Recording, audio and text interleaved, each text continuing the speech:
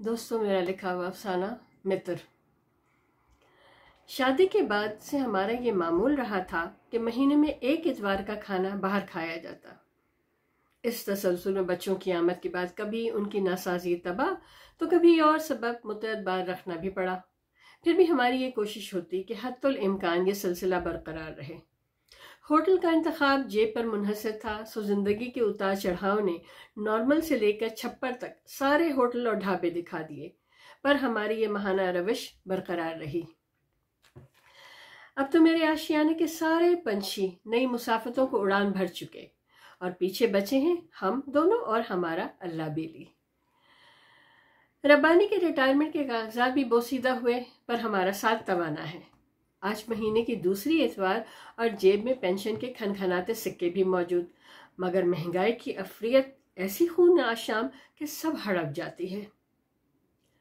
इस बार हमारा इंतखाब शहर के मरकज में वाक़ा मामूली सा होटल था। मैंने रब्बानी की फरमाइश पर संभाल और सेक कर रखी गई रुपहली बॉर्डर वाली नीली साड़ी बांधी। रब्बानी की बुझती आंखों की जगमगाती जोत ने मेरे लड़खड़ाते गुमान को यकीन की नवीर दी कि मैं आज भी अपने प्यारे मनमीत की मधुबाला ही हूँ। शादी के बाद से रब्बानी मुझे मधुबाला बुलाते थे, बल्कि अब जब लोग बाग मुझे मेरे असली नाम राहत से पुकारते हैं तो वो निरा कुल्फत ही लगता है। मैं भी कहाँ से कहाँ भटक जाती हूँ। अरे हाँ, ये तो बताना याद ही नहीं रहा कि शुगर के साथ साथ मुझे एक नई बीमारी ने भी घेर लिया है। बड़ा दकीक सा नाम है, डिमेंशिया। लो बताओ भला, ये कोई बीमारी हुई? अब इस 70-72 की उम्र में तो आदमी वैसे ही बहुत कुछ भूल जाता है। कोई मुझसे पूछे तो मैं तो इस बीमारी को मालिक का एहसान मानती हूँ। देखो ना, अब मुझे दिनों की गिनती याद नहीं रहती।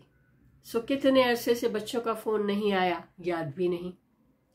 जब जब रब्बानी से जिक्र करती हूँ तो रब्बानी बड़े दुलार से कहते हैं, क्या बात करती हैं आप मधु, अभी पिछले हफ्ते ही तो जमील का फोन आया था और 10 दिन कबल ही तो समरा ने तवील खत के साथ बच्चों की ताज़ा बताज़ा तस्वीर भेजी थी। शुक्र कि अब मेरी जिंदगी से इंतजार यकसर निकल गया है। मैं तो निसियान को रहमत ही गर्दानती हूँ। देखा, मैं फिर भटक गई। हाँ, तो मैंने रुपहले बॉर्डर की नीली साड़ी बांधकर अपने मनमीत के साथ शहर के मरकज में वाक़ा होटल गई। कराची की शामें तो वैसे ही फुसूंकार, इस पर रब्बानी का साथ। मेरी जन्नत तो जमीन पर ही है। रब्बानी आज भी वैसे ही वेस्पा स्टार्ट करने से पहले पूरी तरह तसल्ली करते हैं कि मैं आराम से बैठी हूँ या नहीं। मेरे लिए होटल का दरवाज़ा खोलते हैं और कुर्सी खींचकर मुझे पहले बिठाते हैं। शिवलरी तो ख़त्म है मेरे मितवा पर। हस्ब आदत मेन्यू कार्ड मेरी तरफ बढ़ाकर कहा, तुम बताओ क्या खाओगी? तुम ही पढ़ दो रब्बानी, मैं चश्मा घर भूल आई हूँ, मैंने पर्स टटोलते हुए कहा। रब्बानी नाक पर अपना टेढ़ा फ्रेम वाला दबीश चश्मा टिकाए मेन्यू पढ़ने लगे। कितनी दफ़ा कहा है मित्र, खुदा के लिए चश्मा बदल लो, मगर तुम हर बार अगली पेंशन पर टाल देते हो। मैंने नाराज़गी का इजहार किया। अरे कहाँ टेढ़ा है, हल्का सा तिरछा ही तो हुआ है। अच्छा चलो, मैं कल ही कमाल ऑप्टिक्स से जाकर दुरुस्त करवा लूंगा। आप खुश? रब्बानी, आज मटन कढ़ाई का दिल चाह रहा है, मगर खूब गली हुई हो। अब मुंह में दांत भी तो गिनती के रह गए हैं ना। कढ़ाई? रब्बानी का मुतफक्कर सा इस्तफसार मुझे सब समझा गया। नहीं नहीं, रहने दो मित्तू, कहाँ चिबाया जाएगा मुझसे। फिर आज पिछली दाढ़ में कुछ दर्द भी है। हाँ चलो ठीक है, अगले माह माशाल्लाह शादी की 49वीं सालगिरह भी तो है ना, ये अय्याशी उसी दिन करेंगे। जाने शादी की सालगिरह में कितने दिन बाकी हैं, या वो दिन आकर गुजर भी गया, कौन बताएगा मुझे। रब्बानी कब गए? देखा, मैं सारा हिसाब किताब गड़बड़ कर देती हूँ। मुझे याद ही नहीं कि रब्बानी कब से मेरे साथ नहीं, मगर जब से मेरा मित्रा गया है मेरा मन सगासन वीरान हो गया है।